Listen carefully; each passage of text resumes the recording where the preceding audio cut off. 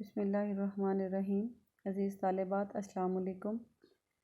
کل تک کا جو ہمارا لیکچر تھا اس میں ہم نے صدر پاکستان کو ڈسکس کیا، صدر پاکستان کی حیثیت اور 1973 کے آئین کے تحت صدر پاکستان کی حیثیت، اس کی اختیارات کا جائزہ لیا۔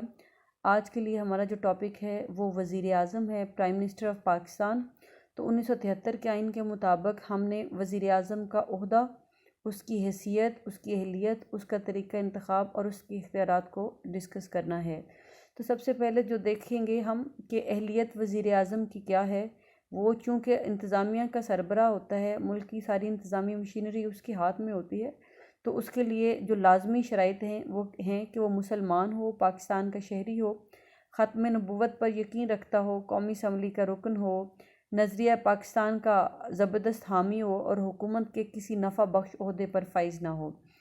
اس کے بعد ہے جی وزیر اعظم کا انتخاب کیسے ہوتا ہے۔ 1973 کے آئین کے مطابق وزیر اعظم کا اختیار قومی اسمبلی کو حاصل تھا، لیکن 8ویں ترمیم جو 1985 میں ہوئی، اس کے تحت وزیر اعظم کو نامزد کرنے کا اختیار صدر کو سونپ دیا گیا۔ اب جو رسمی کارروائی ہے وہ یہ ہے کہ اسمبلی کے اندر جنرل الیکشن کے دوران جس جماعت کو یا جس پارٹی کو اکثریت حاصل ہوتی ہے، اس کے سربراہ کو، صدر کو یا موسٹ سینئر پرسن کو صدر کی طرف سے وزارت عظمیٰ پیش کی جاتی ہے۔ اس کے بعد ہے جی وزیر اعظم کے خلاف عدم اعتماد کیا ہے، ووٹ آف نو کانفیڈنس۔ اگر وزیر اعظم کو وقت سے پہلے اس کے عہدے سے ہٹانا ہو، برطرف کرنا ہو، تو قومی اسمبلی کے اندر اس کے خلاف تحریک عدم اعتماد پیش کی جاتی ہے۔ اگر اکثریتی ارکان مطلب کل جو ایوان کے اندر لوگ ہیں اس میں سے 2/3 اراکین وزیر اعظم کے خلاف عدم اعتماد پیش کریں یا منظور کر لیں تو وزیر اعظم کو وقت سے پہلے اپنے عہدے سے برطرف ہونا پڑتا ہے۔ وزیر اعظم خود چاہے تو وقت سے پہلے اپنے عہدے سے مستعفی ہو سکتا ہے، وہ اپنا استعفیٰ جو ہے وہ صدر مملکت کو پیش کر سکتا ہے۔ وزیر اعظم کے مستعفی ہونے یا برطرف ہونے کی صورت میں اس کی پوری کابینہ جو ہے وہ بھی برطرف ہو جاتی ہے۔ وزیر اعظم کی کوئی میعاد نہیں ہے، جبکہ پارلیمنٹ کی مدت 5 سال ہے۔ اگر وزیر اعظم کو پارلیمنٹ کا اعتماد حاصل رہے اور پارلیمنٹ قائم رہے تو وزیر اعظم 5 سال تک اپنے عہدے پر کام کر سکتا ہے، جب تک کہ اسے ایوان کی یا پارلیمنٹ کی اکثریت کی حمایت حاصل رہے۔ اگر وزیر اعظم کسی وجہ سے اپنے عہدے پر کام نہ کر رہا ہو تو وزیر اعظم اپنے الیکشن کے بعد یا انتخاب کے بعد سب سے پہلے ایک موسٹ سینئر ممبر کو ایوان کے اندر سینئر وزیر ڈکلیئر کرتا ہے، اس کا انتخاب کرتا ہے۔ وزیر اعظم کی عدم موجودگی میں وہ جو سینئر پرسن ہوتا ہے وہ قائم مقام وزیر اعظم کے فرائض سر انجام دیتا ہے، اور اگر خدا نخواستہ وزیر اعظم فوت ہو جاتا ہے تو اس کی بقیہ مدت جو ہے وہ قائم مقام سینئر جو وزیر ہوتا ہے وہ بقیہ مدت پوری کرتا ہے۔ اس کے بعد ہیں جی وزیر اعظم کے اختیارات۔ تو ہم نے 1973 کے آئین کے تحت جو صدر مملکت کے اختیارات پڑھے، ڈسکس کیے، وہ تمام کے تمام اختیارات حقیقتاً عملاً وزیر اعظم کے پاس ہیں۔ وہ ملک کا انتظامی سربراہ ہوتا ہے، پوری انتظامی مشینری جو ہے وہ وزیر اعظم کے کنٹرول میں ہے۔ ہماری انتظامیہ الیکٹیو ہو یا سلیکٹیو ہو، ہر طرح سے وہ وزیر اعظم کے کنٹرول میں ہوتی ہیں۔ اس لیے وزیر اعظم جو ہے وہ قانون سازی کے اوپر بھی اثر انداز ہوتا ہے اور انتظامی مشینری کو بھی اپنے ہاتھ میں رکھتا ہے۔ تو اس میں سب سے پہلے چیز جو ہے وہ انتظامی اختیارات ہم دیکھتے ہیں۔ وہ کابینہ کا سربراہ ہے، تو کابینہ چونکہ وہ قومی اسمبلی کا رکن ہوتا ہے اور جب وہ اپنی کابینہ تشکیل دیتا ہے تو کابینہ کے اراکین بھی وہ پارلیمنٹ سے ہی لیتا ہے۔ تو کابینہ کے تمام اراکین اپنے محکموں کی کارکردگی کے سلسلے میں وزیر اعظم کو جواب دہ ہوتے ہیں۔ ہر وزیر جو ہے وہ اس کے محکمے سے متعلق جو رپورٹ ہے وہ لیتا ہے، اور جن وزراء کو چاہے وہ جو محکمہ پسند کرے دے سکتا ہے، اور وہ اپنے محکموں سے متعلق جو بھی پالیسی بناتے ہیں اس کے بارے میں وزیر اعظم سے یقینی طور پر مشورہ کرتے ہیں، اور اس کی روشنی میں ہی محکمے کی ترقی جو ہے وہ اور اس کا کام جو ہے وہ دیکھا جاتا ہے۔ اس کے بعد ہے جی کابینہ کی تشکیل۔ وزیر اعظم جب کابینہ کی تشکیل کرتا ہے تو اس کے اوپر بڑی اہم ذمہ داری عائد ہوتی ہے کیا ذمہ داری عائد ہوتی ہے؟ سب سے پہلے وہ دیکھتا ہے کہ وہ کابینہ کے لیے موسٹ سوٹیبل جو ممبرز ہیں ان کو سلیکٹ کرے. اس کے بعد وہ دیکھتا ہے کہ وہ ایلیجیبل ہوں. پھر وہ دیکھتا ہے کہ جتنے ممبر وہ سلیکٹ کر رہے ہیں وہ پاکستان کے تمام علاقوں کی نمائندگی کر رہے ہوں. مطلب ہر علاقے سے، ہر صوبے سے، یہ نہیں کہ وہ صرف پنجاب سے لے گا یا سندھ سے لے گا یا بلوچستان سے یا کے پی سے. وہ تمام علاقوں کی نمائندگی کو بھی مد نظر رکھتا ہے. اور چونکہ ذمہ دار کابینہ ہوتی ہے اس لیے وہ یہ کوشش کرتا ہے کہ وہ اپنی جو ٹیم ہے وہ انتہائی قابل لوگوں پر مشتمل ہو. تو کابینہ کی تشکیل کرتے وقت وہ ان تمام چیزوں کو مد نظر رکھتا ہے. زیادہ وزراء جو ہیں وہ ایوان زیریں سے لیے جاتے ہیں، جبکہ 1/4 ایک چوتھائی اراکین جو ہے وہ سینٹ سے لیے جاتے ہیں. اس طرح ٹوٹل جو پارلیمنٹ ہے وہ اس کے کنٹرول میں ہوتی ہے. اس کے بعد ہے جی وزراء کی برطرفی کا اختیار.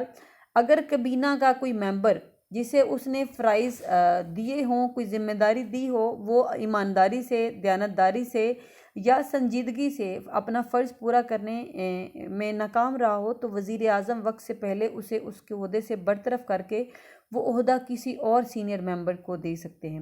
وزیر اعظم متعلقہ وزیر کو مستعفی ہونے کا کہہ سکتے ہیں. کابینہ کے ایک وزیر کے مستعفی ہونے سے ساری کابینہ متاثر نہیں ہوتی ہے.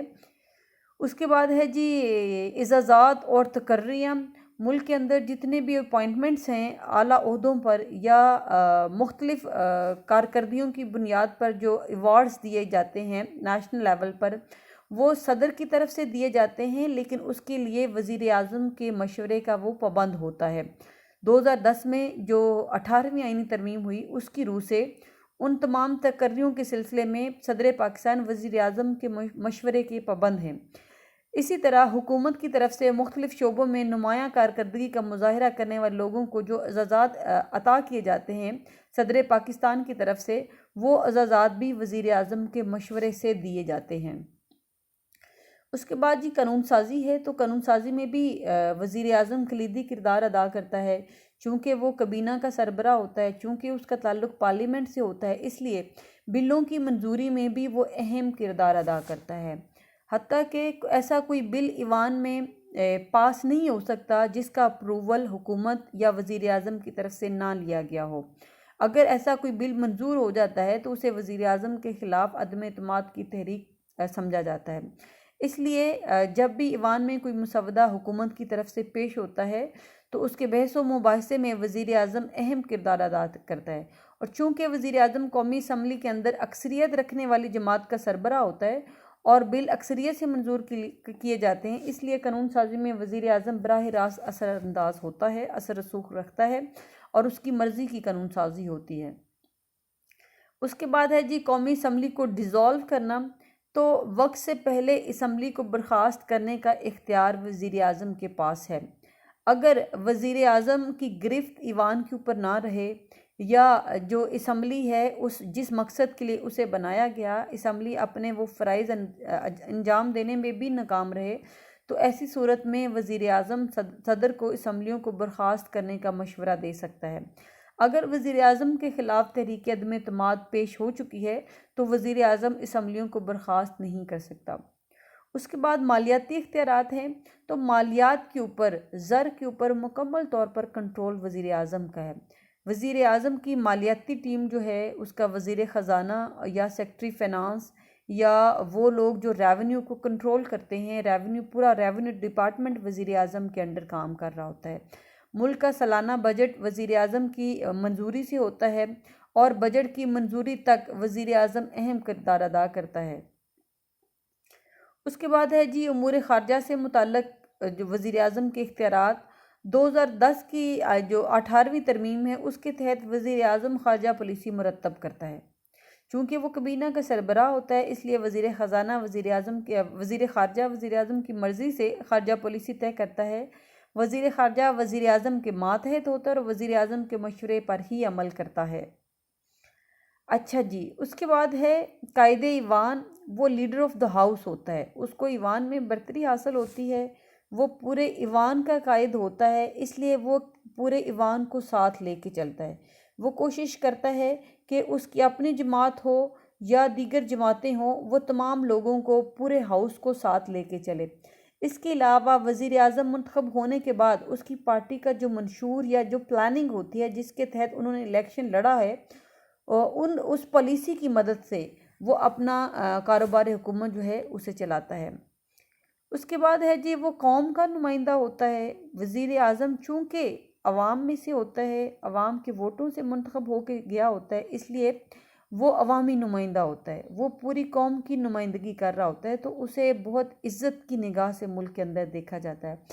وہ بین الاقوامی سطح پر جب دوروں پر جاتا ہے تو اپنے قوم کے اہم نمائندے کی حیثیت سے جانا جاتا ہے، اس لیے وہ وہاں اپنی قوم کے تشخص اور عظمت کو اجاگر کرنے کی کوشش کرتا ہے۔ اس کے بعد ہے جی عوامی فلاح بہبود کے کام۔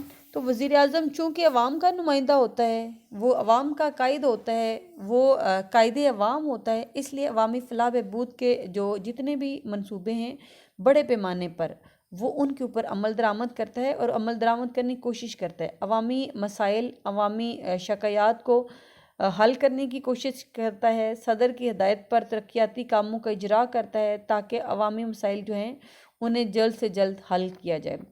تو بیسیکلی ہم یہ دیکھتے ہیں کہ ہمارے ملک کی جتنی بھی انتظامی مشینری ہے، جتنا نظام ہے، کاروبار حکومت ہے، وہ وزیر اعظم کے مرہون منت ہے۔ حقیقی معنوں میں وہ ملک کا سربراہ ہوتا ہے، وہ انتظامی سربراہ ہوتا ہے، وہ انتظامی حدود کا سربراہ ہوتا ہے، اور لوگوں کے مسائل حل کرنے میں اس کی شخصیت اہم کردار ادا کرتی ہے۔ آج کا ٹاپک یہیں تک تھا، کل نئے ٹاپک کے ساتھ حاضر ہوں گی، تب تک کے لیے السلام علیکم، اللہ حافظ۔